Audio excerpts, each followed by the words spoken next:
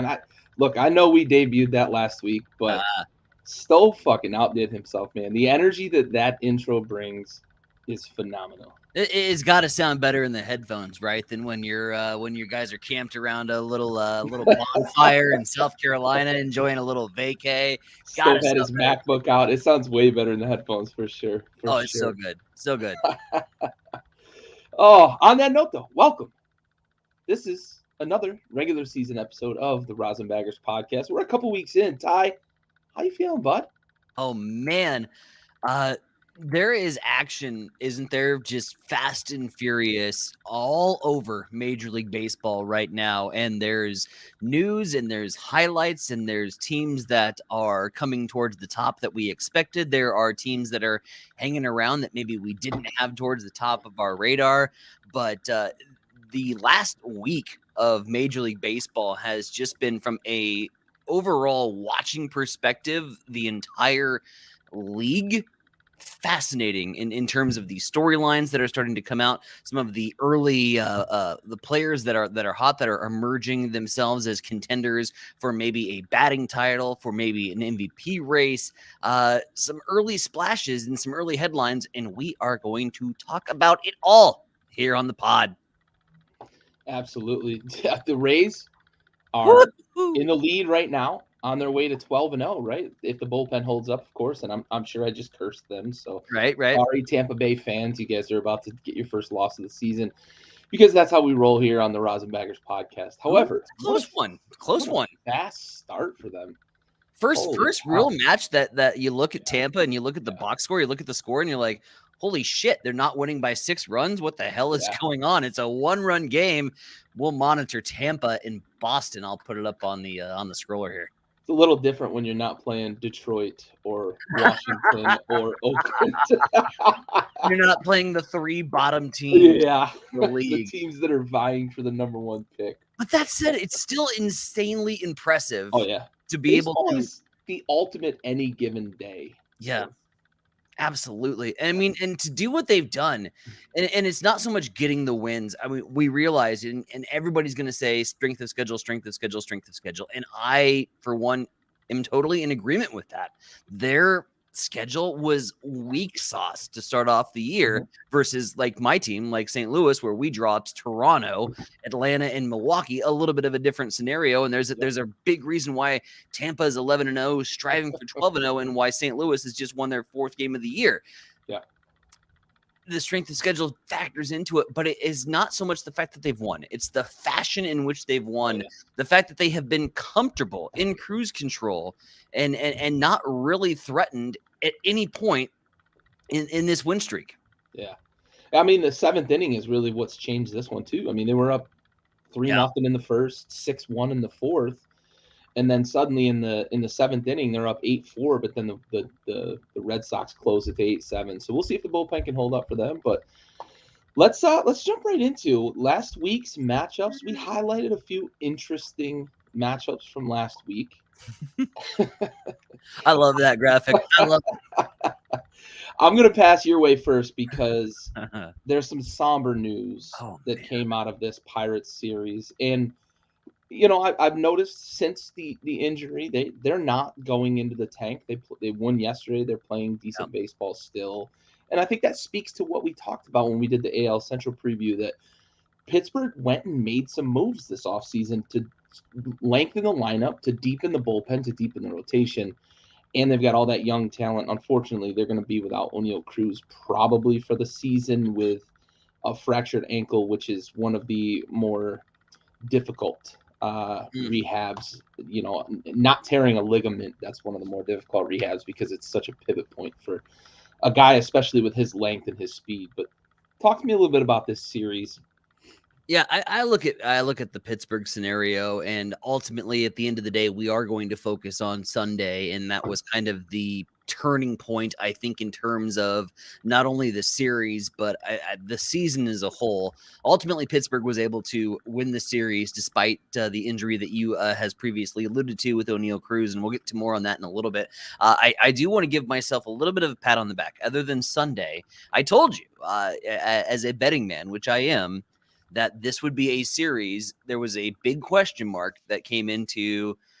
I knew both these offenses can produce. You look at the batting order and you're like, man, this has all the ingredients to be a very sexy offensive series. And I thought that this series played extremely well into the new rule changes here early on. I think we're still kind of watching and seeing what teams adapt to those rule changes the best, with the less throws over from the pitchers, from the wider base pass, to the teams that can just be aggressive and more aggressive and have that flexibility to press down the gas pedal a little bit offensively. I felt that Chicago and Pittsburgh really both entered into that that realm really well. And so I was excited to see these new rule changes, the open game offensively with two offenses that quite frankly do not know how to touch the brake. And this was it played to a T in the first two games, right? 13-9 in the first, Pittsburgh winning the Friday night matchup. The White Sox turning around and winning 11-5 in the second. I mean, you're talking 19, 20, 22 runs, 18 runs in the first two games. Overall, 40 runs in the entire three-game series, because Sunday we had took the L on the over and unders because it was a 1-0 pitchers duel. But we all know, of course, what happened Sunday. So everything played out perfectly to how I thought it was going to in the first two games, with it just being a offensive slugfest. Yeah. And that it answers a lot of questions here in the early goings, because I said, man, you take a look at this White Sox pitching rotation and they should be so much better. The names, the prospects, the hype surrounding the Chicago pitching rotation puts this in a situation where you draw the White Sox and you're like, oh man, we've got to prepare for this and that. And you got mediocre teams, middle of the road teams, guys that are rebuilding that are like, okay, no problem. Dylan Cease, we'll go after you. Giolito, what? The 2020 Cy Young Award, like it's not a big deal. These guys are going after the White Sox pitchers, and it's a pitching issue, and I think it starts really with the pitching coach in Chicago. I don't think they're maximizing the value of what they have in that rotation, and that should raise some red flags in Chicago if you're the new manager for the White Sox. I think that there's going to be some hard looks that have to happen. There's going to be some deep looks with inside your organization and feel out where the issues are. And ultimately, end of the day, I don't think the talent's not there. I think that they're not getting the most out of that pitching staff. And to me, that comes from the coaching staff perspective. So I have to ask you, as a Cardinals fan, how much do you think that the White Sox are suffering from a La Russa hangover? Sure. Because that was a team in 2019, 2020 that was really on the ascension. You mentioned Giolito with the Cy Young, and he looked like he was on his way to be arguably, in the conversation of best pitcher in baseball. And I was kicking myself yet again for a Nationals trade, because they traded Giolito to the White Sox in that Adam Eaton trade. And it's fallen off the wagon so hard since that 2020 season, really. And we saw all the problems with La Russa last year. He even stepped away from the game, and they seemed to play a little better after he left. Do you think there's a bit of hangover? Is it rookie manager issues, or is this rotation just that far removed from what they used to be? I don't necessarily think it's a Pedro Gaffal issue. I think he comes in and he provides a little bit more excitement and energy, and certainly from everything I've heard from Major League Baseball pundits is a, for all intents and purposes, a player's guy, and players really surround himself around him and gravitate towards that. I'm looking at it more, like I said, from the rest of Grifal's staff. I think he's going to have to make some really hard decisions and make and cut some fat and meat, and maybe sever a relationship or two of guys that have been his buddies, baseball guys that have grown up around him, that just aren't maximizing and giving him the most potential for him to be a successful manager. Because you got to remember, I mean, you can look at La Russa and say it's a La Russa hangover, but this was essentially, other than maybe a couple key additions to the White Sox, it's essentially the same squad that they had a year ago. And a year ago, there was extremely high expectations. And up until La Russa finally did step away for health reasons and ultimately gave the keys to his bench coach, it wasn't a team that was going to even make a postseason run. And La Russa gives over the keys late on in the season, and then they made a little bit of a splash towards the end, and damn near snuck into the wild card. So I don't think it's a La Russa hangover so much as more as Pedro Gafal's got some guys on the staff around him that I just don't think are getting the most out of the roster that they have, because I don't believe it's not a talent issue for me at the White Sox. It's a maximizing potential issue. And maybe they're not getting that. And maybe, it could go back to a Grafal issue, maybe because he is that player's manager. He's giving them a little bit more opportunity and more space to kind of find themselves, whereas Tony La Russa probably would have been a little bit more strict and had you batting 9 or had you on the bench and tried next guy up mentality. But it's not that, and it's certainly not their offense. And, again, you gotta have problems with if you're Chicago to be looking at other options because of the salaries that you paid for these guys and the amount of investment that you put into the starting rotation. You want to give it a shot to be successful, but right now it's falling short in Chicago, and they're suffering as a franchise because of it. So there's still some questions regarding the White Sox and their pitching rotation, and we'll have some questions moving forward. Again, I've been high on them because of what their potential was when they arrived in Chicago. And I just feel like if they can maximize that, they could still have a very strong season. And like, again, Pedro Gafal is a likable guy that you can get behind and you can rally for and root for. On the other side of this particular series, this is where a lot of question marks are going to come into play. Both you and I were extremely high on the Pittsburgh Pirates in the offseason because of some key pieces that they had in their lineup. One of those key pieces is now going to be out for an extended period of time. And for me, Gary, I can look at this young roster and you got guys like Juwan Bay, who hit a home run last night to essentially seal the deal against the Astros, which gave them a win against the World Series champs without their star shortstop. They brought back Andrew McCutchen, and he's found the fountain of youth once again at PNC Park, which great for him. I love that story. Brian Reynolds, as we've mentioned on this pod, is a guy that I feel is the most underrated player in all of baseball in terms of productivity. Hey, if you're out there listening, Brian Reynolds is a sneaky MVP candidate. 100%. Let's not get that twisted. Like, he wanted out at one point because he was worried that Pittsburgh wasn't going to maximize his peak, his prime, because he is a sneaky, quiet MVP candidate. He's a guy that's going to finish the season around 270 to 290, 30-plus bombs, probably not get 90 runs as long as this team gets people on base. And if they're going to hit the way they've been hitting, he might knock in 100, 110 runs. So he's going to sneak up on you in the MVP race, and people are going to look back and say, maybe those Rosinbaggers knew what they were fucking talking about. Well, and what I like about Brian so much is that it's not an all or nothing approach every game. He is solid game in and game out, but it's nothing more than really solid. He's not going to get hotter than fish grease. He's not going to have an Austin Riley type August. He is not going to have a Trace Thompson game that we saw from him in April, where he hit for 3 bombs out of nowhere, ribbies, and then gets 35 strikeouts.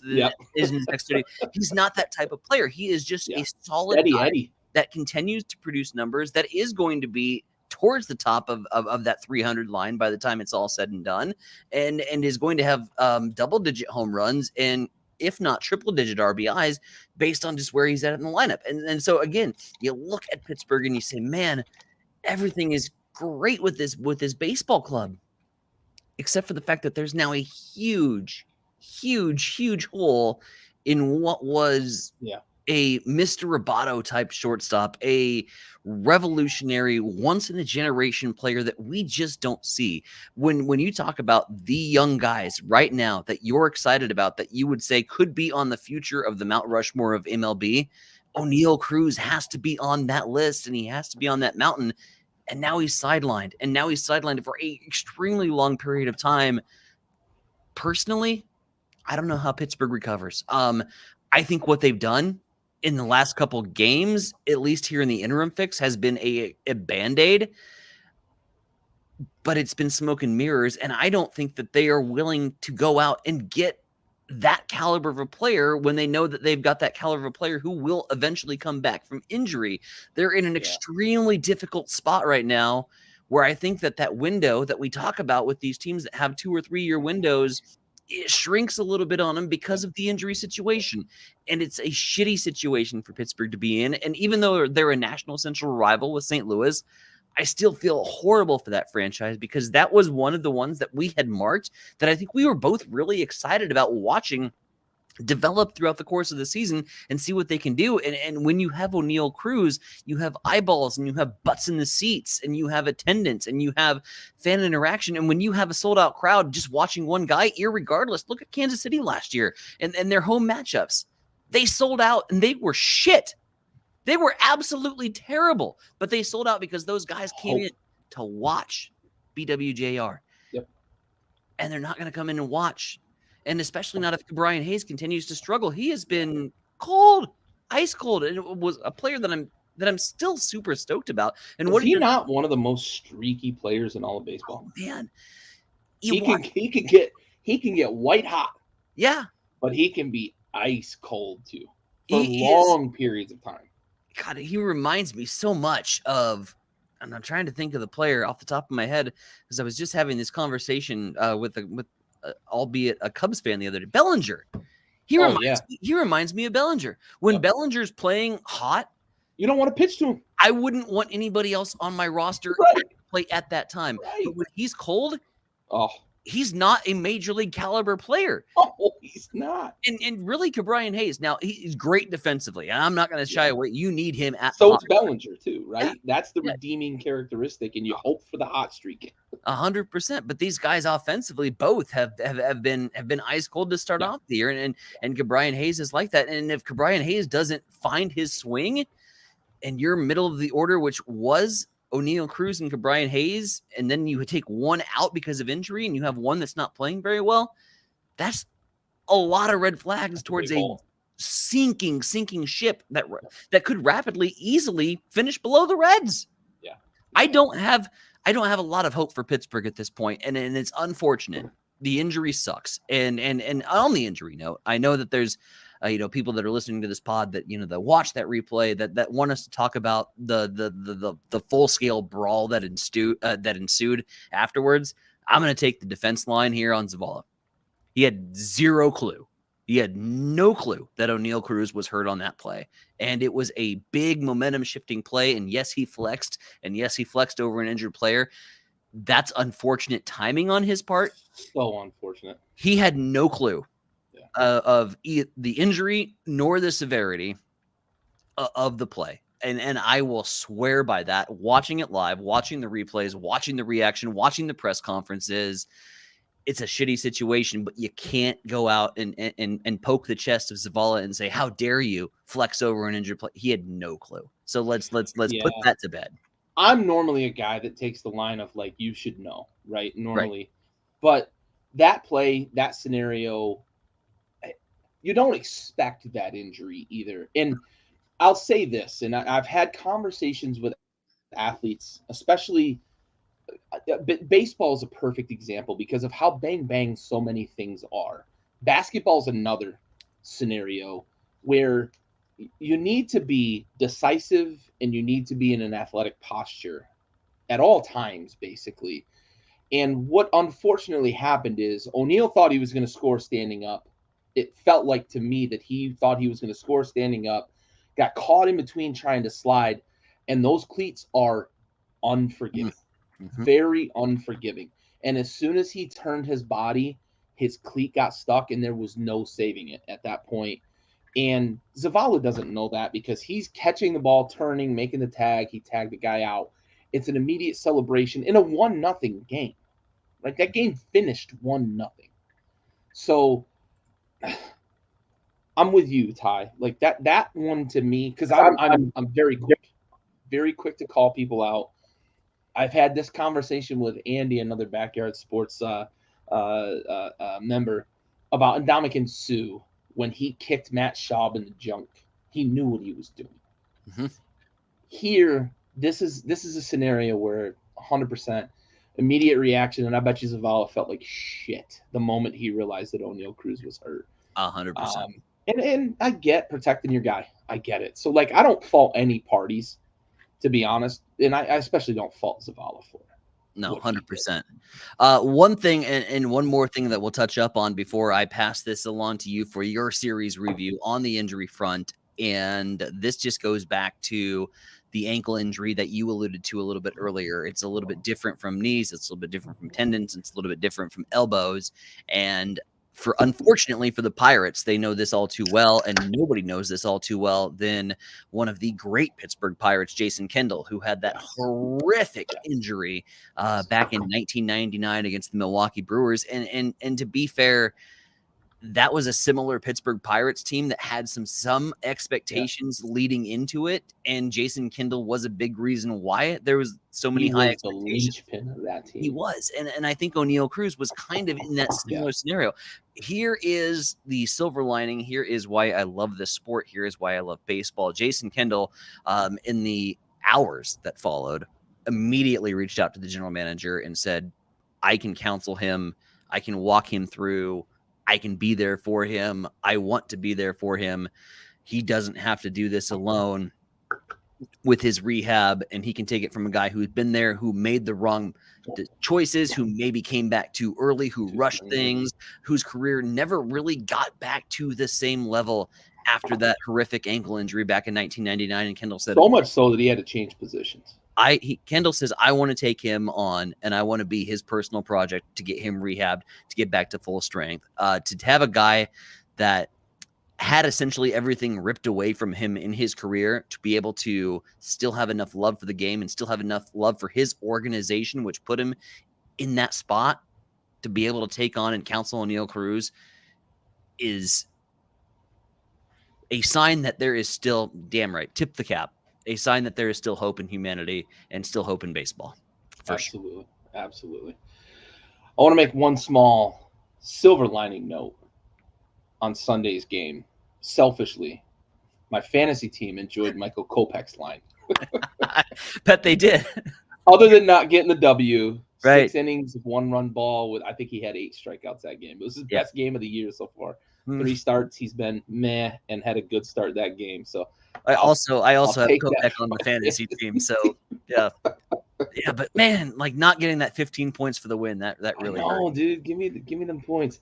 So you're head to head. I'm in a roto league actually. Okay, and I need to start tallying some wins because I've had Josiah Gray, Michael Kopech, Kevin Gossman. I think Kevin Gossman twice have quality starts and not get them. Head to head, Monday through Sunday, you got to stay up to date. You got to keep moving. You got to keep putting that lineup together. Yep. Oh man, one of these days we'll have like a fantasy focus special segment. That'll be a fun. That'll be a fun show. I like that. Let's do that. But let's get to your graphic. Yes, I freaking love it. Let's go. There's a new sheriff in town, and listen, Arizona. When I said last week that this was an opportunity for you to say to Big Brother, we're here to stay. I did not expect you to go out and say, hey, Big Brother, fuck you. I'm the new king in the castle, because the Diamondbacks went out and swept the Dodgers. I didn't see it coming. They have taken, 6 of 7 from the Dodgers this year? 6 of 7 to start the season against the bully of the NL West. There's a new sheriff in town, boys. The Diamondbacks are young. They've got a little bit of veteran talent mixed in with Ketel Marte, etc. And it feels like they've got the right witch's brew going here to maybe sneak up and steal this fucking division this year, because they've got arms. And for example, they had an injury. Mad Bum had to be passed up in the rotation, and they call up I forget his, now it's eluding me. Fat's another guy that's going to come up later in the year, but they just have young arms that they can call up. It does feel like this Diamondbacks team is for real, and they're deep. And I know we talked about it last week. We talked about it in the NL West preview. This feels like a team that didn't get as much recognition last year as the Orioles did because they play on the East Coast for one. Two, they play in the AL East with the Yankees, the Red Sox, and all those big names, those big stars. The Diamondbacks really feel like, and I don't want to spoil too much about Stockwatch later, but the Diamondbacks feel like they are the Orioles just supplanted to the West kind of coast. I know Arizona's not on the West Coast, but that NL West, I didn't see this sweep coming. Honestly, I thought if the Diamondbacks made it respectable and took one of these games, that it was going to be a statement after taking 3 or 4 in the previous series that they were going to be around for this year. But instead, they just went out, put their stamp on it, and said, "This is our division, boys. You better keep up." To both LA and San Diego, because for all of the superstar power, and you mentioned earlier that the Pirates aren't going to go out and just grab another shortstop talent. The Padres are kind of the juxtaposition of that, right? Because they have 9 shortstops on their roster, and they just keep putting them. Tatis, you're going to play the outfield, and Machado, you're going to go to third, and it's crazy what they've got going on. And then they traded away some shortstop talent, last year. So it's wild to see what the Diamondbacks are doing with all of the star power in LA and San Diego. I think people are sleeping on those boys down in the desert. Oh, they're definitely sleeping on the boys in the desert. And what I love about Arizona is as we move forward, hopefully as we move forward, I think we're both kind of lockstep in agreement that Arizona is going to be a team that we are going to be keeping an eye on and on the radar for the next several months as the season progresses. Like, I liken it to the Christmas and Easter Catholics, if you will, that show up to church a couple times a year. We kind of really change the liturgy up entirely, and they're like, "Oh, I don't know the words anymore." You're gonna have baseball fans that go into this and as we approach when they start to actively watch baseball, which is generally like towards after the All-Star break when races start to heat up, you see more and more fans start to kind of hop on and pay attention and see what's going on. We're gonna have so many people that go, "What, Arizona? Where'd they come from?" Right? What happened with Arizona? And you got breaking news scroller there. 9-7 victory with the Rays. We'll break that here on the Rosinbaggers pod. 12-0, and now that makes them the longest active winning streak to start a season, period, because to my knowledge, they were tied. They were tied. Even 1900, so they have now broken a record for the longest active winning streak to start off a season, and that is incredible, irregardless of strength of schedule. So Arizona, back to the Diamondbacks. Here is what I love about Arizona, and I think you might agree. On the surface in the NL West, San Diego and LA have more talent. Pound for pound, have more talent. I will say Arizona is better put together than both of those teams are. I still think that there's like pieces that LA is trying to figure out. There are still pieces that San Diego is trying to figure out. Arizona got their shit figured out right now and are ready to roll and make an impact. And I'm going to agree with you on I didn't think Arizona was going to take the fight to the Dodgers. I thought I was expecting the Diamondbacks this weekend to play good baseball. I was expecting to see a good product on the field, a competitive product on the field, and at least quality ball. But I wasn't expecting 2 wins, nor was I expecting a sweep. Right. I was thinking Dodgers maybe 2 out of 3. Arizona might sneak 1. But irregardless, all I wanted to see was Arizona continue to make those positive, progressive steps towards where I felt like they could be one that we would watch. And instead, rather than dancing around and throwing a couple jabs and feeling out the fight, they're like, "No, Muhammad Ali, we're going to go ahead and hit you with a haymaker right as soon as the bell rings." Bravo in Arizona. And I love that about them too. The fact that they showed this weekend, they're not going to be this entire season afraid to take the fight to somebody. And that to me marks a team that is confident. That to me marks a team that is going to be competitive. And that to me scares the shit out of me if I'm an NL West person. Yeah, you mentioned it and you said it more succinctly and efficiently than I did. I do think the roster composition for the Diamondbacks today Mm-hmm. is better than LA and San Diego because those two teams went and grabbed star power, Mm-hmm. and they know that they'll be aggressive at the deadline if they need to. Yep. Whereas Arizona said, we've built a roster, and over the second half of last season, we saw this roster is the real deal. Mm-hmm. Now let's put it on the field from game 1 to game 162, and let's see how things work out. We had two series to review, and we both took two teams that we were extremely high on to start the season. We have two teams that are going in opposite directions, and I'm really excited about where Arizona is going. And you mentioned it, unfortunately. Yeah, unfortunately. All right, well, let's look ahead. Week 3, we're looking at a couple of series here. Stove's looking at White Sox, Orioles. I think there's two teams that are kind of muddled in their division right now and really need to get some wins. We talked about the Orioles and all that young talent. Of course, what they did at the end of last season, having a little bit of a playoff push. They got close, finished over 500 when I don't think anybody would have picked them to. And then the White Sox are looking up at the Twins and the Guardians. So a couple of teams that I think really need this series to kind of maybe turn around the start of their season. But Ty, you're looking at Rays, Blue Jays. Look at it, Talk to me a little bit about that AL East matchup. Rays and Jays, right? And two teams, I think that are flip-flopped in terms of where we thought that they would be in the standings. We've already alluded to the historic run that the Rays have been on. We've already alluded to the fact that they haven't had much in terms of a strengthened schedule. So what do we do to increase the strength of schedule but enter in a team that we both thought would make a very deep postseason run, and a team that, for lack of a better word, has been a little bit sluggish to start off with. Now, again, I'm going to preface it in the fact that we're 11 games in.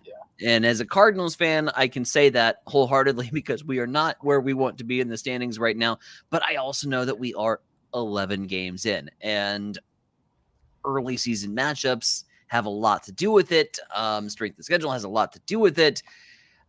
Teams come around, and ultimately at the end of the day, I think Toronto will be just fine in terms of putting some wins together. But right now, front runner and quickly accelerating with the opportunity to say, hey, if you want to go and contend for this AL East crown, you got ground to make up because we're over here and we're looking down on you guys right now. And that's where Tampa Bay is at right now.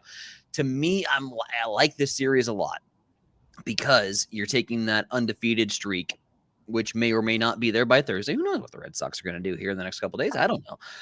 But you're taking the undefeated streak and you're finally giving them a matchup that I think is deserved of saying, okay, are you really the best team in baseball right now? Because they've sent the pundits have put them for whatever reason. The pundits are the pundits. What they do, they make their power rankings, and they have taken a 12-0 start, irregardless of the strength of schedule. Because there's a lot of questions, and you're going to have people on the other side that are like, dude, they're not the real 12-0 team right now because they haven't played anybody. And you know what? I'll listen to that argument, but I'm also going to listen to the fact that they've absolutely put distance on and have been impressive in the way that they have won their baseball games. I'm going to listen to that argument. And then you're going to have the pundits that are like, well, they're 12-0, so we're shooting them right up to the top of the power rankings with a knee-jerk reaction to basically the start of the season. Now you got some competition, baby. Now you got the Toronto Blue Jays. You got Vlad Guerrero. You got Gavin Biggio. You got Bichette that come in. You got an offense that can potentially mitigate the impact of your bullpen that they've had. Their bullpen has been outstanding in Tampa when their starters do leave, and it's been rare that they have, other than maybe today, right, where Boston, I think, beat up on them a little bit late, but Tampa's bullpen's fantastic because they just have arms that can come out at any given time. Now you're going up against a competitive offense. Now you're going up against a team that I really feel athletically, pound for pound, is comparable to where Tampa is at. And I'm very interested to see, okay, take your undefeated record, go play somebody, go play a contender. Toronto's that somebody. I think there's going to, and I picked this actually a couple days prior to the Rays continuing with their active winning streak. I honestly thought they might have dropped one by now. just based on probability. But now that it's here, it's even a more palatable matchup because I know there's going to be eyeballs on this matchup. There's going to be eyeballs on this series. Baseball fans are going to say, "Hey, we've got this 12-0 team going up against a team that a lot of people picked and predicted would be, if not in the World Series, in the ALCS, if not the World Series champions." You got a contender at your doorstep. This is a very, very intriguing series with Tampa and Toronto. Yeah, for sure. I think this is a measuring stick, right? And I think Boston's the start of that measuring stick. Mm-hmm. And we're talking about, you mentioned it, right? The talking heads are all saying, well, maybe this Tampa Bay team, we don't need to worry about strength of schedule. That's a legitimate concern, right? Let's not pretend that it's not, because they have enjoyed the softest schedule in baseball. I don't, we mentioned it earlier. It's 3 teams that are going to be vying for that number 1 pick, and Yep. how do you get softer than that, right? Three teams that might struggle to get 50. Right. Honestly. Be honest. Honestly. Mm-hmm. All 3 of those teams I could certainly see struggling to get to 50 wins. Yep. Absolutely. You can't get softer than that to start the season. However, we have mentioned it. I mean, Oakland's won games. Washington's won games. Detroit has won games, just not against the Rays. Right. So, you play the games that are in front of you. But this is certainly a measuring stick for me. I think the Blue Jays are the real deal, despite the scuffling out of the gate.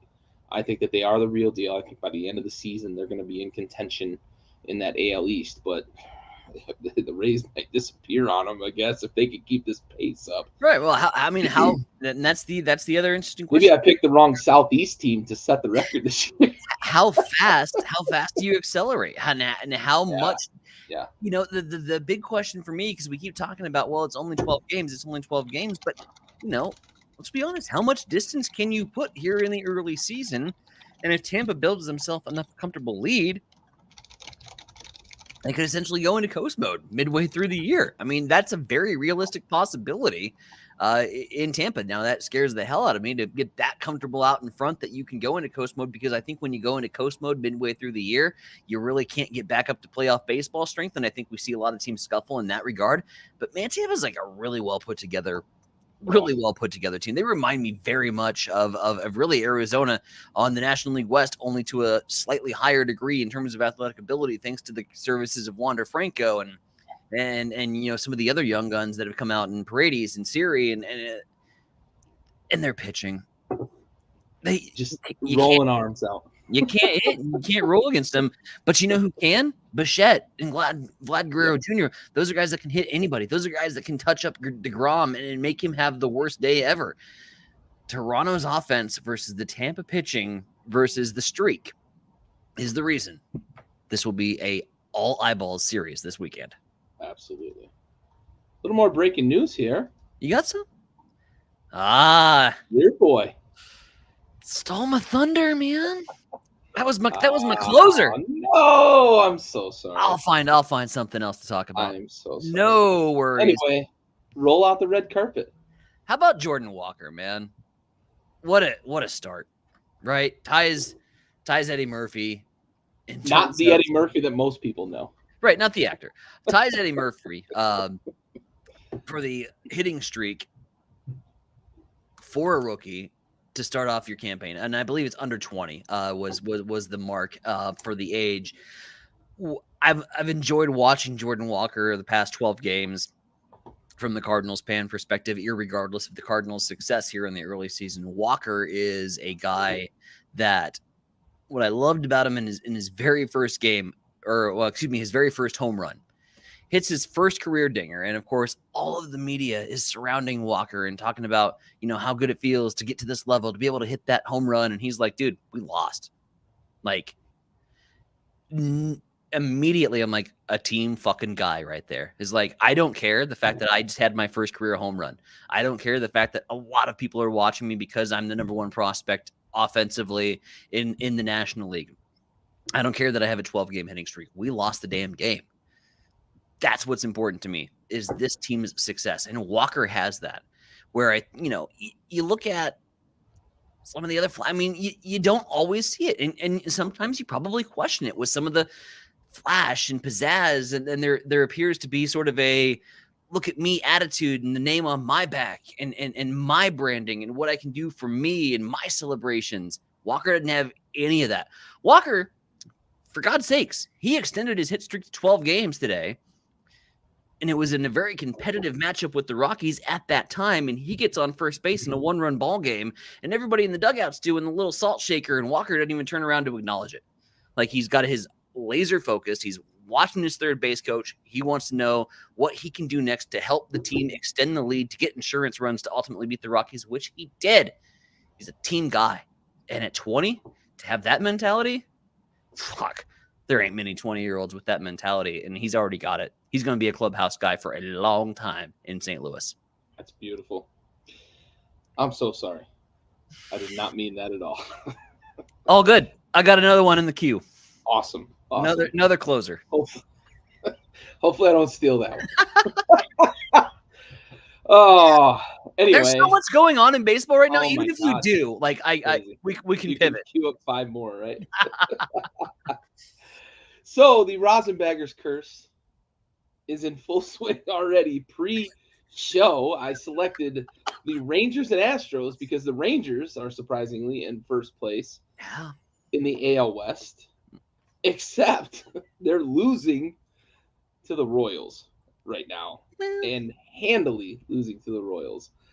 However, this is a matchup of a team that seems to be on the ascension with the Rangers. I was a year ahead of my time. I'll mention that again.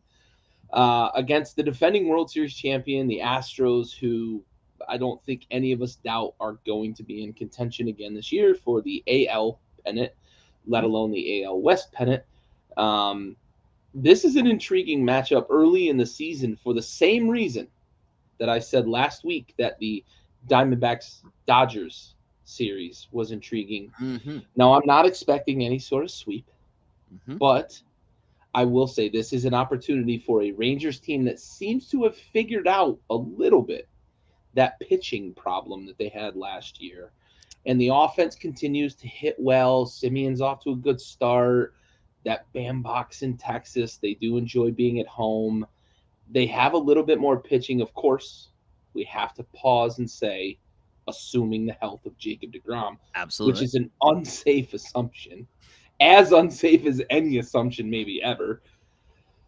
However, this is an opportunity for the Rangers to say, we are here and we are here to stay on an early season series against the defending champs, the bullies of the AL West, the Houston Astros, while also paying attention to the fact that the AL West might end up being the most competitive division in baseball. Little juggling act going on right now. It's crazy because, like, the Angels are actually winning games. I mean, a few.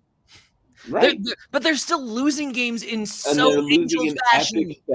Oh my God, twice in 2 days. I know, it's so nuts. And they're still 7-5 on the season. I couldn't only sympathize with Angels fans because I've been a Washington football fan for 30 plus years. Yes. It is such a roller coaster of highs and lows and highs and lows and debacles. You lose in the most incredible fashions, but then you still got Ohtani and Trout. But then you have a game where Ohtani and Trout combine for every single hit that your team has. The entire rest of the lineup has 0 hits. That's so weird with the Angels. Oh my God. But to circle back to this series, it is an opportunity, I think, for the Rangers to kind of poke the bear a little bit and say, we are not going away easily. We are not going away quietly, because last year they started playing better baseball in the second half. They were awful in the first half. They were. You had pitching to that team, which seems like some of that has matured, but also adding DeGrom is a big deal. You had the best pitcher in baseball. You're obviously going to improve your rotation when healthy. I do look at this series and I say, man, if they could take a couple from the Astros here in this series, we might see the AL West be legit, because I'm looking at the standings, and the Mariners, I don't expect them to be a 385 win percentage team. Nope. They're off to a tough start, scuffled a little bit, but they're going to figure it out. And the Astros, and if the Angels and Rangers can remain competitive in this division, despite the fact that the Athletics still play baseball in the AL West, the AL West might lay a claim to being maybe the most competitive division in baseball. Do you worry from the Rangers' perspective? Because you mentioned that you kind of just want to see a fight. One of my main concerns right out of the gates when I saw this series was your series preview, and I'm like, looking at where the Astros and how they've started, I think they're going to be pissed.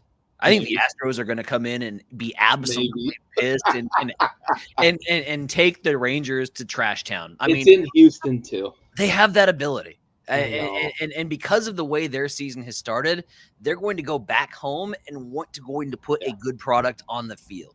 Yeah. And I'm really scared that just because they have been punched a few times, they've got hit in the face, but they are still a powerhouse. And when a powerhouse gets punched in the face, they punch a little bit harder back. And generally it leaves a little bit more of a mark. I'm scared that Houston comes back and plays with a little bit of a chip on their shoulder this weekend and races. But the biggest thing that I would love, and that you're going to love watching this series as you review it and watch it for next week's pod, is there a better managerial matchup than Bochy and Baker? Nope. Can you think of one? No. Because I can't. Nope. I can't think of a matchup between two guys that I would rather watch manage a baseball game than Bochy and Baker. You could throw Melvin and Showalter in there. Sure. Maybe, but no, for sure. This is incredible from the bench perspective. Absolutely. Mm-hmm. Absolutely. Bruce and Baker, it's gonna be fun. Hey, Houston, give it another week before you start punching people, okay? Yes. All right. Let's before we get to our news segment, let's honor a fallen soldier in our Folds of Honor salute to service.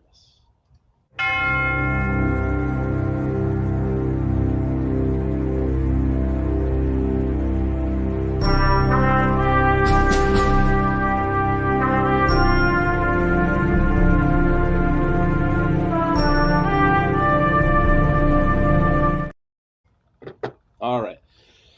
This week's Folds of Honor salute to service dedication goes out to Private First Class Brandon J. Kreischer. He died July 20th, 2019, serving during Operation Freedom Sentinel. At the time of his death, PFC Kreischer was 20, hailed out of Stryker, Ohio, and was killed by small arms fire in Tarankout, Uruzgan Province, Afghanistan. He was assigned to Company B, 1st Battalion, 505th Parachute Infantry Regiment, 3rd Brigade Combat Team, 82nd Airborne Division at Fort Bragg, North Carolina. They don't seem to list his awards, so PFC, Brandon Kreischer, this episode goes out to you. We have to watch.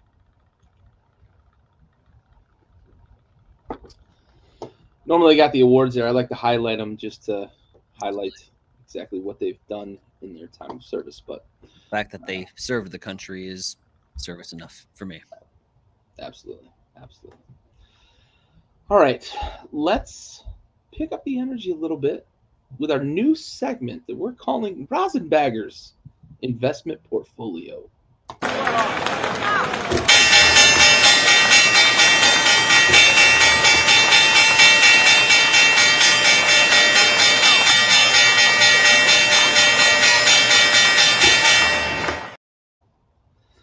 All right. That's as chaotic as Wall Street is, man. I like it. Stuff. Let's do this. So, as they do on Wall Street, we're going to talk about stocks during this segment here. And we're going to talk to you about diversifying your portfolio, maybe investing in a team that's on the rise, or maybe even selling a stock that's on the downfall. So, this week, Stove wanted to talk about the Tigers, and they are abysmal. We've already talked. They're among the 4 teams that are going to vie for that first overall pick. That's a stock to sell. I'm selling all of it. It's all of it. I don't have. Listen. I love Spencer Torkelson. Casey Mize is on the shelf for the year. I don't know anybody else in Detroit. Scooble's coming back, but I'm selling all of it. Sell it. Get rid of it. It shouldn't be in your portfolio. It shouldn't have been there in the first place. The fact that it was in your portfolio to begin the season is a fact or a clear indicator that you had a horrible investment advisor. There's no reason that Detroit should have been anywhere remotely close to a stock that you can invest in. It was a penny stock. It's time to get rid of it. Sell it to some chump who might want to buy. You shouldn't have been dealing with Bear Stearns. Shouldn't have been dealing with Stove. That's your first mistake. As a Cubs fan, for Christ's sake, he doesn't know what this shit he talks about. Speaking of the NL Central, talk to me about this Brewer stock, bud. Am I buying? Am I selling? I got my shades on. Because the Brewers' future is BRIGHT, bright, baby. Buy stock in Milwaukee Brewers right now. There was a lot of questions. We had them going into Milwaukee. Now, I will say, buyers beware. This is a stock show, and as stocks are such, if you are a stock buyer, you are buying stock in Milwaukee right now. But I will tell you to proceed with a little bit of caution. There he is. Big Stove. Buy while Chiming in. The shot chimes in on the comment section. Love you, Stove. Welcome to Wall Street. I'm going to tell you a little pro tip on these Milwaukee Brewers. Proceed with caution on Milwaukee because historically, as we know, Milwaukee's front office will find a way to figure out how to fuck shit up. And they do it on a religious basis, and they do it without reason, and they do it out of absolutely nowhere in left field, and eventually take their entire closer that was their closer for the future and ship them off to San Diego. And they have a long-standing history of doing the same damn thing. As a Cardinals fan, I can tell you we have won more pennants, less based on our athletic ability and accolades as a baseball program and as a baseball franchise, and more so we have taken advantage of every single Milwaukee misstep that they have made in that division. We are the recipients of their misfortune, and we love them for it. So we've established. Let's proceed with caution a little bit on Milwaukee based on the front office. But as it stands right now, if the front office can stay out of its own way, my shades are on because I really, really, really love what the Brew Crew is doing. Not only are they the best, to my personal opinion, the best branded team in all of baseball, with the little M and the B that they've got going on with the logo. Their fan support is crazy. They go get drunk on Miller Lite and they have a lot of fun. And the guy goes down the slide when they hit home runs. The home atmosphere at American Life Family Field is incredible and second to none. And it's a horrible place to have to go on the road and try to win 3 games. You don't win series in Milwaukee. They have that kind of atmosphere. The other thing with the Milwaukee Brewers is, as we take a look at the Brew Crew, we knew one thing when we were doing our NL Central preview. We knew one thing when we were talking about the postseason accolades and where teams could go. We knew their pitching was going to be really good. That was a given. We all had questions on, and therefore put them lower in our NL Central rankings on could this lineup gel and come together. You have an aging Christian Yelich, who is nowhere close to where he was 3 years ago, who pitchers are no longer afraid to pitch to. But then you got some big names. You got the William Contreras, who comes over from Atlanta, kind of a young gun catcher. There was still some question marks on William Contreras and whether or not he was going to be able to fill that catching void. Then you got like the big muscle guys like Rowdy Tellez and Luke Voit. Well, they strike out a shit ton, but they also hit the ball 500 feet.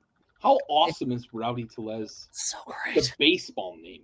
And then like Luke Voit, like the other thing, like Luke Voit just doesn't give a shit. 5 buttons. He should be like a Boston Red Sox because he's just got chest hair that just like billows out like a 1980 Tom Selleck. All I need is a mustache, and he's got that Euclid taco meat. He fits it perfectly. But you go back to Milwaukee and you take a look at some of the moves that they made that went under the radar. Quiet. And 2 guys I'm looking at right now two veterans that they added to this lineup that have been the missing piece that I didn't feel that had anything left in the tank. I thought after the experiment in Seattle went south with Winkler, he was done. I said, he's just riding it out in Milwaukee. I didn't see anything in Brian Anderson in Miami. I never did. I looked at all the flash and all the pop, and I mean, he's a solid guy. He's not on a Brian Reynolds solid player, but he will have stretches of solid play. Brian Anderson he didn't peak my meter at all in terms of, oh, he's going to be an impact player. Both of those guys have absolutely completed this lineup, and they're not everyday guys. That's the thing. They're guys that go in and get guys like Garrett Mitchell and Bryce Terang a little bit of rest out in the outfield. Brasso, for instance, batting towards that end of the lineup. They go out and they just provide that little extra bit of relief. That keeps that team moving. That keeps that team going, and it keeps them from getting fatigued and tired. And, oh, by the way, is Willy Adames one of the hottest hitters in baseball right now? I don't want to pitch to him. He's red hot. The offense has transcended itself to be at the exact same level of the pitching staff right now in Milwaukee, and the pitching staff was already elite. Their offense is hitting that same number. Milwaukee scares the shit out of me. Devin Williams, coming up as a rookie closer last year, had a fine rookie campaign. You're not going to be able to compare him to Hader, and you never will be able to compare Devin Williams to Jeff Hader. It's not the same closer, but he does do a fine job. The late bullpen that they have comes in and does a fine job. Again, from the stock perspective, when it comes to the Brew Crew, even though they're an NL Central rival, I'm going to tell you to buy, but I'm also going to tell you to just keep that stock close to hand. Because when you feel a little shift in the wind or a fart get let out, you know Milwaukee's going to sell. You know Milwaukee's going to screw it up. They have that history and that track record. Be leery of that when you're holding on to your Brewers stock. But right now, based on where we put them in our central preview, time to buy, because I think Milwaukee's going to be towards the top. Absolutely. And not to mention the fact that Corbin Burns got off to a really bad start with his first two outings. Mm-hmm. Turned it around 2 nights ago, I think is when he started, or maybe even last night. 8 innings of shutout ball. 3-hit shutout ball, too. We're buying. We're buying. That Brewers stock is for real. But buy now. Pay attention at the trade deadline, because they do usually fuck it up. And I can't wait for that to happen as a Cardinals fan. Trust me. Absolutely.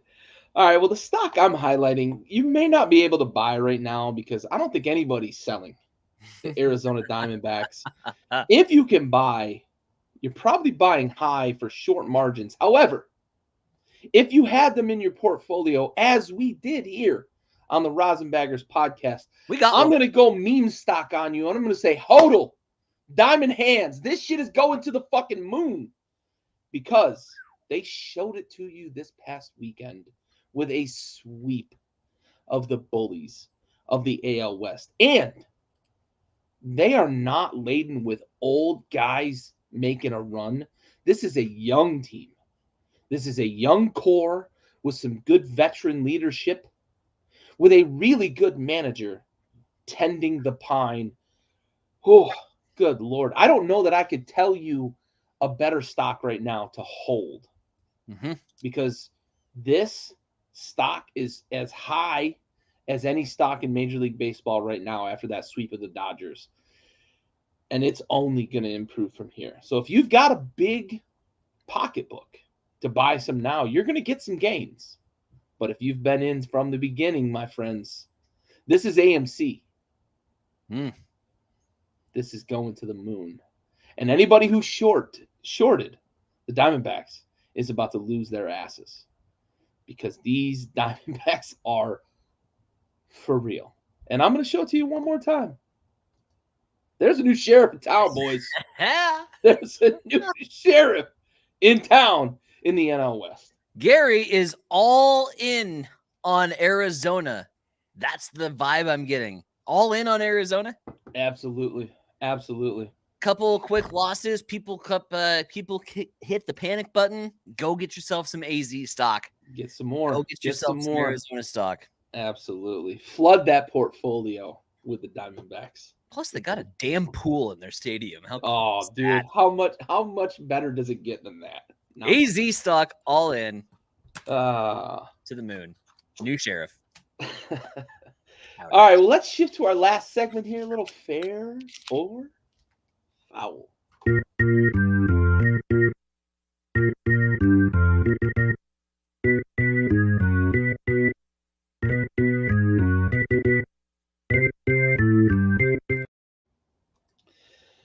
All right, let's start out with let's shit on the Major League Baseball a little more because it's fun.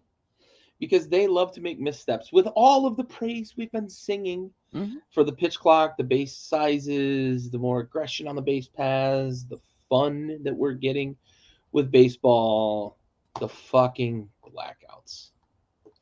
And I'm so glad you sent this as a topic because literally that same day, I had 3 different people in 3 different group chats bitching about local blackouts for games.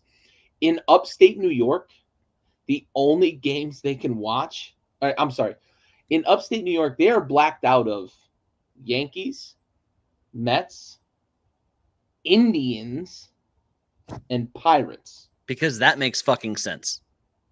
No clue. But the closest team to upstate New York is neither the Yankees, nor the Mets, nor the Pirates, nor the Indians.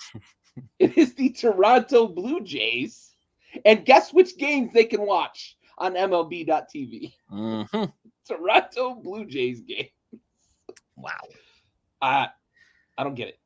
Fair or foul, Ty? These blackout restrictions are a bigger problem than any rule changes that Major League Baseball made. It is the number one problem that needs to get addressed right now in Major League Baseball, and they need to do it not in the off season. They need to fix it this season and fix it fucking now, because everybody's excited about these rule changes and everybody kind of wants to see and get on board.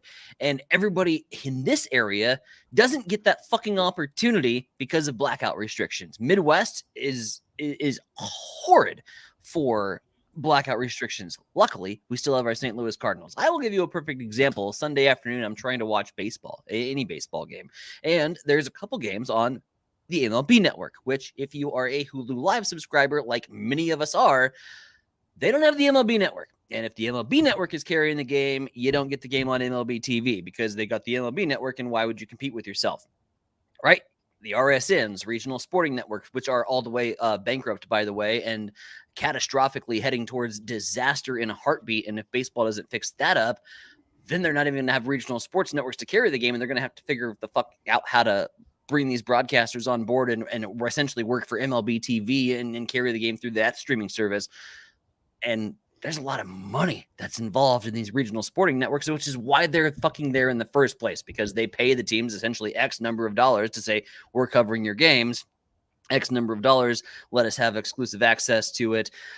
Well, again, same scenario. Regional sporting networks are not available on the current streaming service that I get.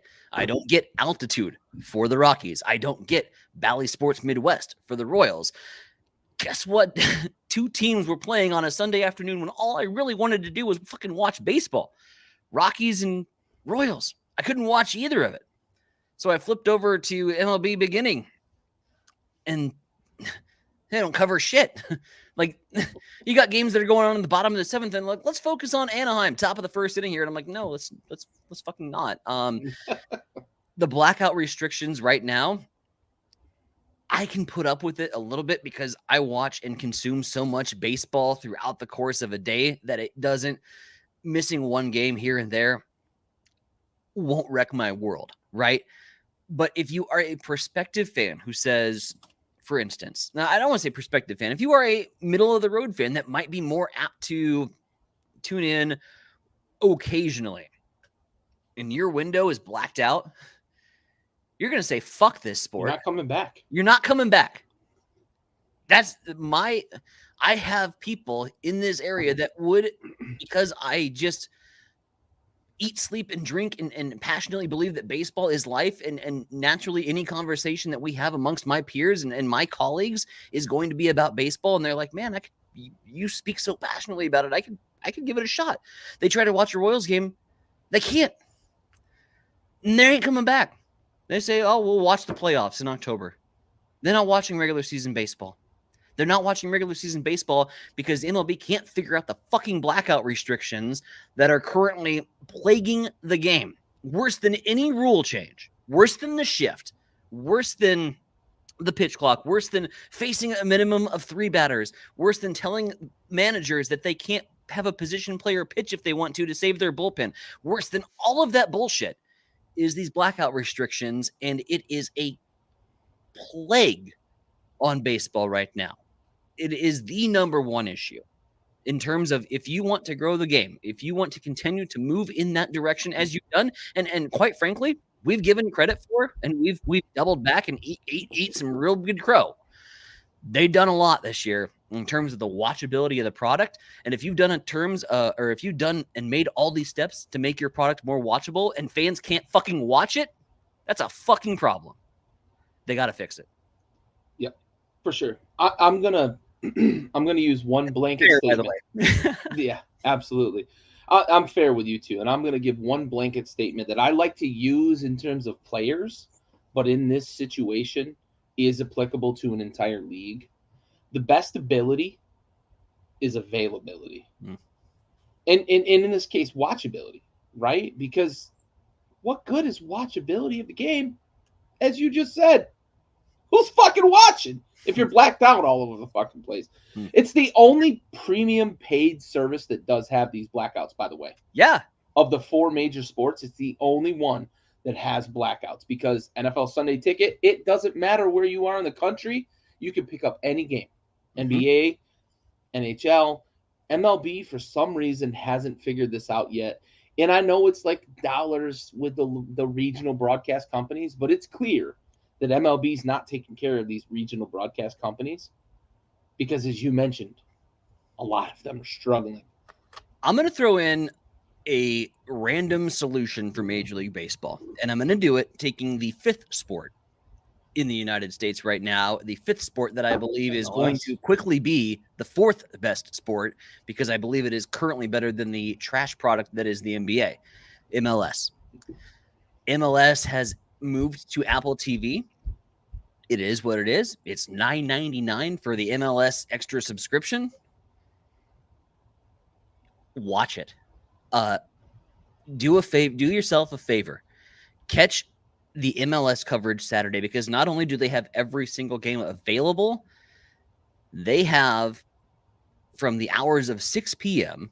until the very last whistle blows on the very last game, roundtable coverage of the entire league. So if you are just a casual fan saying, I don't necessarily have a team to pull for, but I kind of want to see the product, they have a watchable product right now in the MLS, and they know that, and they want more eyeballs. And so they've moved in that direction with their subscription service. They're the ones that are doing it right. The NHL is doing fine. I have no problem with what the NHL is doing other than the fact that they're using those regional sporting networks, which are going to soon be defunct, and everybody's going to have to shift away from the RSNs. The RSNs will go by the wayside by 2023. It is 2023, 2024. The RSNs aren't going to stick around. They have no staying power. They will eventually be streaming really killed that. And the MLS has proven why. Yeah. Because it's better. It's a better product. It's a better product right now. I think if the MLB wants to move in a direction, they need to get on the horn right now with the marketing team with the MLS and saying, we've both got really extremely watchable products right now, and you have made and maxed out from in terms of watchability and accessibility. The two have to mirror each other. Yes. And I think they could if they take a page out of soccer's playbook. And I know that sounds weird, and we probably wouldn't have said it in 2019. That's so taboo in America. But the direction that the MLS is going right now in terms of a watchable and accessible product is why I think, honestly, it's going to replace the NBA on the fourth tier. Because it's watchable and because it's accessible. And baseball needs to do the same. I think MLS learned from other countries. Yeah. because that's how that sport is covered in other countries. And MLB claims to be America's game, America's pastime, right? Start figuring it out. Start figuring out how Americans can consume your product without barriers. Mm-hmm. Let's get there. And maybe it's Apple, maybe whatever streaming service, or it's just MLB.TV doesn't have fucking blackouts. Let's figure it out, dude. Hire in house if you have to. Sure, absolutely. Make MLB TV your brand. Pay the guys. Absolutely. All right, I've got a picture to preview our last fair foul here. This is money. Look at those fucking cleats, dude. Yes. They're so good. They're so good. And I just wanna give a shout out to that uniform too. That Serpientes uniform. Woo, woo, woo. That shit is fire. Getting a little hot and bothered by looking at that. Absolutely. Fair or foul though, bud. Drew Jameson. Strong cleat game? Strong cleat game. Is there a better one in baseball? I don't know. I'm hard pressed right now to find a better cleat in baseball than the Scooby-Doo Mystery Machine. And it's so loud. Yeah. And it's so to me, the personality of the entire Diamondbacks franchise. Mm-hmm. The cleats embody what this franchise is about. It's about being loud, and it's about announcing your presence with authority, and it's about saying exactly what you said. There's a new sheriff in town, and we got the fucking cleats to prove it. Scooby Snacks, let's go. I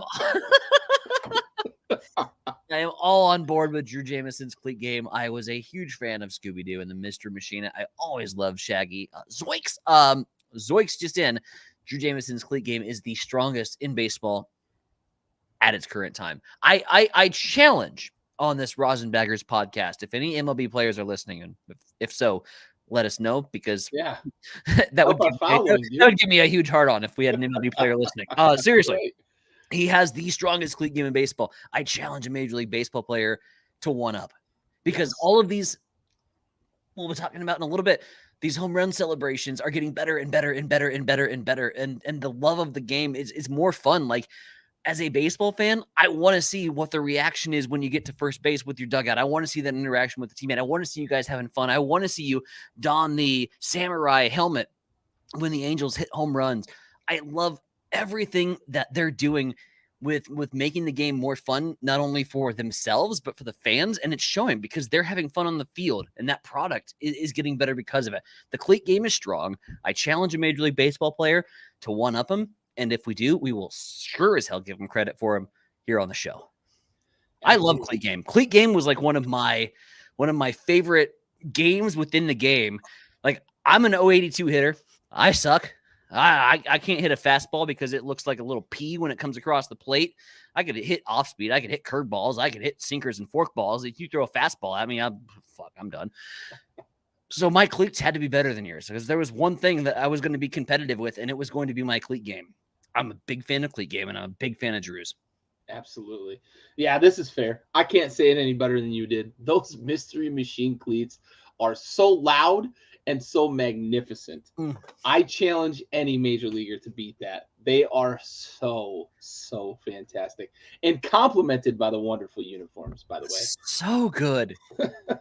So good. And those alt whites, they need to be like Victory Sunday whites. Yes. You know? They are tremendous. Absolutely.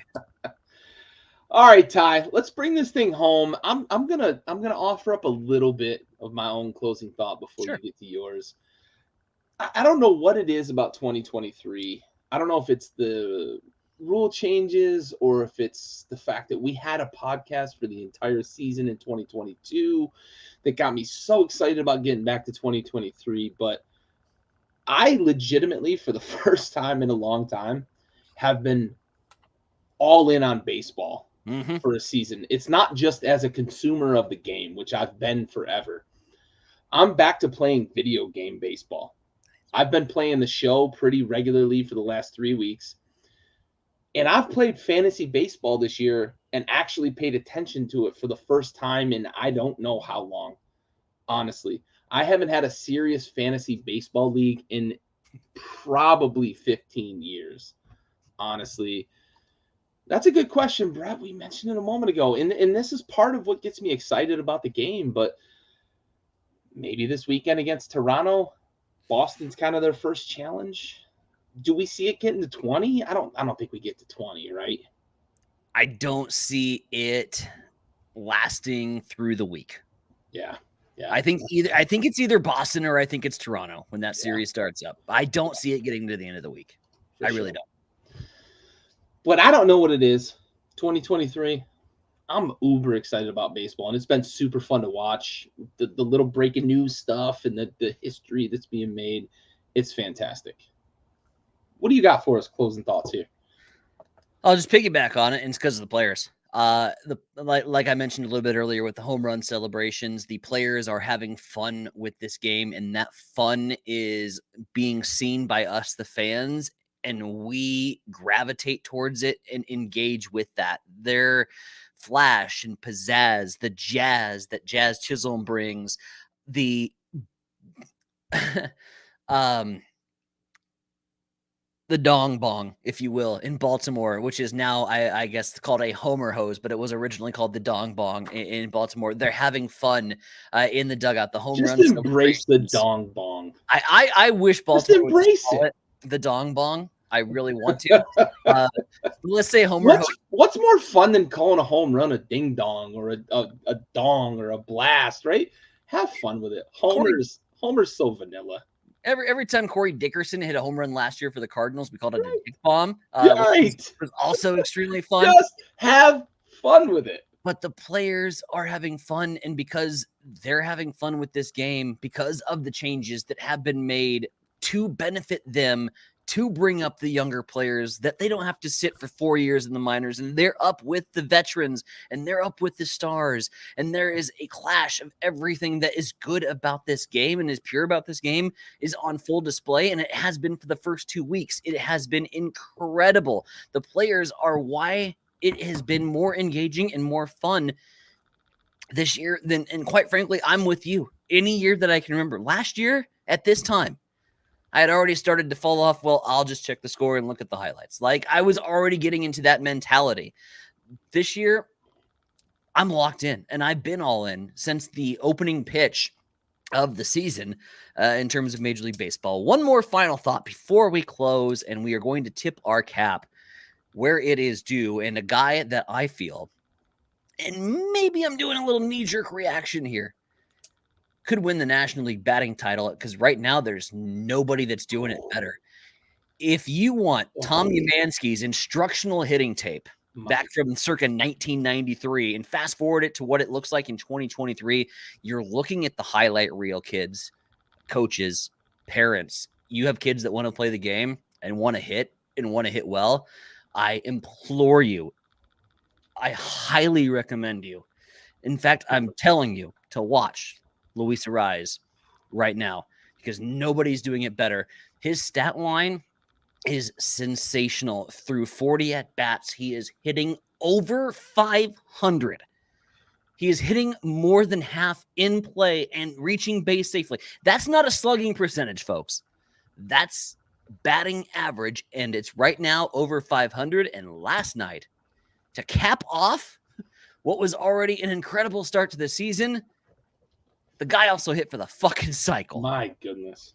He has had the hottest start in baseball, and nobody, for whatever reason, is talking about it. Luis Arraez is the best hitter in baseball. So I'm gonna pause on us ending the broadcast. We've got a couple of good comments. Okay. So we're gonna shift back to let's get to them. Addressing comments. But I have one little tidbit about Arraez. Where'd the power come from? If he's gonna bat fucking 400 and hit 30 bongs, right? Wow, unbelievable! Like, he's got power this year too, and you mentioned it, right? Maybe the most crisp and pure swing since Trout broke into the league. Yes, and maybe before that since Bonds. Honestly, it has been a decade since I've seen it. it's unbelievable the way he can just handle the bat. Yep. So maybe. I love that. However, here's one comment about Tampa, right? We mentioned the win streak ending in Toronto and Detroit, and that was part of what we talked about, right? This episode is that kind of any given day in baseball, which is what makes Tampa's run so remarkable to 12-0.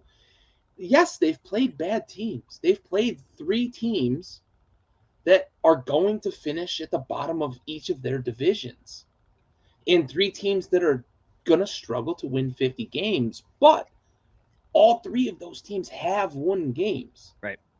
And they pushed Toronto, right? Detroit just pushed Toronto to the brink. They went to extra innings tonight.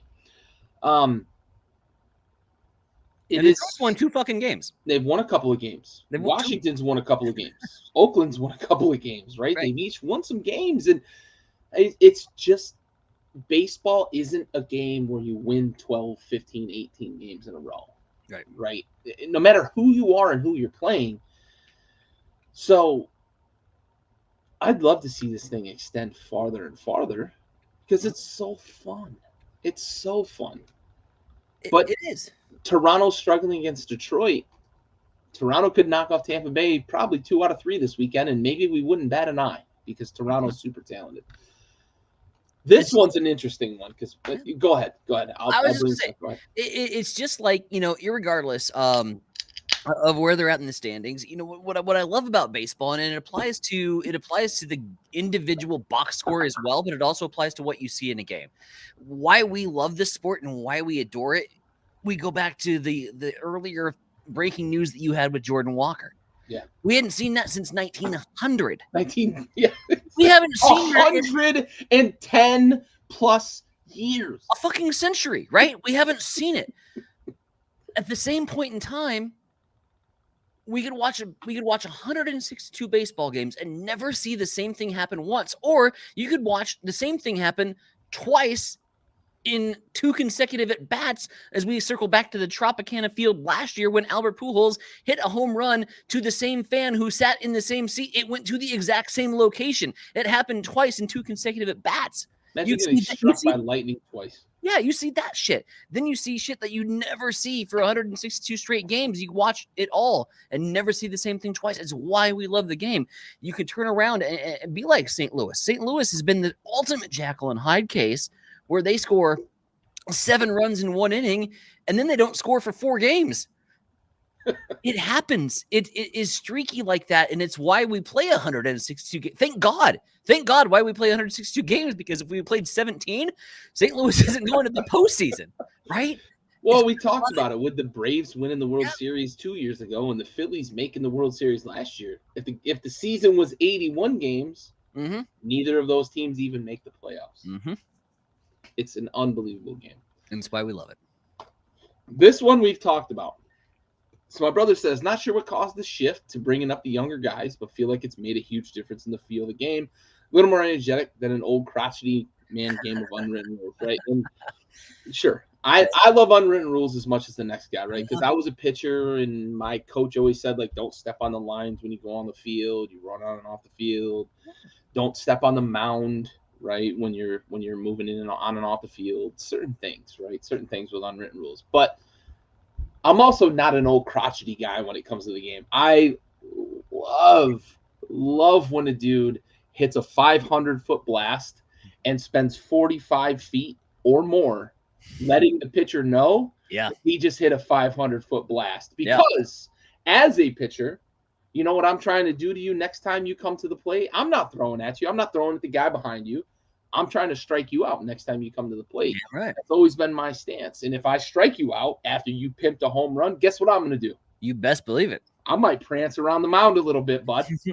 You're going to wear all of it while my team throws it around the horn. So I love the energy it brings. And my brother makes a good point here that the younger guys being brought up, do you think that also helps kind of feed this energetic beast? You've talked a lot about the panache, the flair, the flash that these guys play with. It's not just the Latin infusion. Right. because there are a lot of these Latin American players that come up and they've got this kind of flair for the game because that's the culture. But we see some young guys that have a lot of fun. You look at the Orioles, right? We talked about the dong bong, the homer hat, or the homer hose. They're young guys. The Braves have been this team in the past as well with their young talent having fun. Is it a mix of both? Is it good for the game? What do you think, Ty? All right, a little sticky note. Might be upside down based on the camera. The players, which I wrote earlier in regards to your comment to close, and then I wrote a little young players. The young players, 1,000%. 1,000%. 1,000%. It's because of the young guys. Because here's what happens when you bring these young guys into a clubhouse, and for the life of me, I think a lot of this was missing in the earlier stages when there was a more clubhouse. This is the way it's always been done. This is the way we're always going to do it. We're going to keep them and develop them and keep them down in the minor leagues. By the time they get it up into the majors, they've gone through that 4-year cycle and they have that little bit of maybe exhaustion. And maybe by the time they get to the show, they're not as wide-eyed and excited about the game. When you're calling these young guys up fresh out of college and they're making an impact on a Major League Baseball team, they bring not only the energy, not only the excitement, not only the flash, not only the bat flips, they also bring, in and of itself, the most pure love of the game. And I can tell you this, in my profession, it happens. I've been doing radio for 15 years as a sports analyst and a journalist. And there are times where you get to a grind and you are like, oh my God, like how long can I continue to do this? I've been doing this is ad nauseum. This is the same routine day in and day out. And I'm getting sick of it. And then we bring in a fucking young guy and the young guy gets all excited and he's doing this for the very first time. And he's showing me the love that I once had for my profession. And lo and behold, every single fucking time, and I think it's happening in Major League Baseball, that love gets reciprocated. And that love, then I become more passionate about what I do. And I do an even better job because now I got this young guy that's up and coming and he's excited about the job and he's having fun. Oh shit, he's starting to show me up a little bit. I need to up my game to continue to be where I'm at to get my spot in the lineup every day. I think that's what's happening in Major League Baseball. And I think a lot of that, not necessarily with some of the rule changes per se. I think a lot of it had to do with the fact that they're getting these guys into the game at a quicker clip because of those off-season meetings a year ago. Yeah, I think the CBA changes from a year ago have brought this about. And I think we all sometimes, as crotchety old baseball fans, need to be reminded